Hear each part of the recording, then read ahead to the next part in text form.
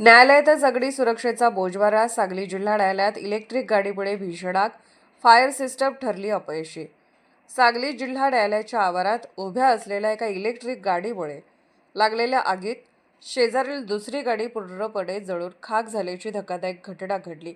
सुदैवाने या घटनेत कोणतीही जीवितहानी झाली नाही. मात्र या घटनेने न्यायालय परिसरातील सुरक्षा व्यवस्थेवर गंभीर प्रश्नचिन्ह उभे केले आहे. घटनेच्या वेळी न्यायालयीन कामकाजासाठी उपस्थित असलेल्या नागरिकांनी सांगितले की अचानक फायर अलार्म वाजल्याने सर्वांनी घटनास्थळी धाव घेतली. मात्र तेथे पोहोचल्यावर आणखी एक धक्कादायक बाब समोर आली. आग विझवण्यासाठी वापरण्यात आलेल्या सुमारे 8 ते 10 फायर एक्स्टिंग्विशर सिलेंडरपैकी फक्त 3 सिलेंडर व्यवस्थित कार्यरत होते, तर उर्वरित सिलेंडरमधून पाण्याचा अपुरा किंवा चुकीचा प्रवाह बाहेर येत होता. यामुळे एक गंभीर प्रश्न निर्माण झाला आहे. ज्या ठिकाणी न्यायाधीश, वकील आणि न्याय मिळवण्यासाठी येणारे शेकडो नागरिक दररोज उपस्थित असतात, त्या ठिकाणी अग्नी सुरक्षा यंत्रणा इतकी निष्क्रिय कशी? याहूनही चिंताजनक बाब म्हणजे घटनास्थळी असलेल्या काही फायर एक्स्टिंग्विशरवर 21 मार्च 2026 अशी तारीख नमूद असूनही ते योग्यरित्या कार्यरत नव्हते.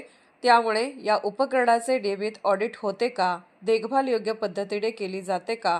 असे प्रश्न उपस्थित होत आहेत. आजची घटना जीवित हानीविना पार पडली हे नशीब म्हणावे लागेल.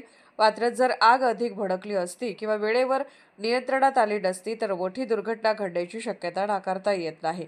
अशा परिस्थितीत त्याची जबाबदारी नेमकी कोणावर ठरवली गेली असती? या घटनेच्या पार्श्वभूमीवर नागरिकांकडून तीव्र संताप व्यक्त करण्यात येत असून संपूर्ण प्रकरणाची सखोल चौकशी करून जबाबदार अधिकारी व कर्मचाऱ्यांवर कारवाई करावी अशी मागणी होत आहे. तसेच न्यायालय परिसरातील फायर सेफ्टी सिस्टमचे वर्षातून किमान 2 ते 3 वेळा ऑडिट करण्यात यावे अशी ही मागणी जोर धरत आहे. ही घटना केवळ एक अपघात नसून भविष्यातील मोठ्या संकटाची चाहूल असल्याचे मत व्यक्त केले जात आहे. योग्य वेळी उपाययोजना न केल्यास पुढील वेळी अशीच घटना अधिक भीषण स्वरूप धारण करू शकते याची भीती व्यक्त होत आहे. Arthrajya news मराठीकरिता bureau report. Arthrajya news चॅनलला लाईक करा, शेअर करा आणि सबस्क्राईब करा.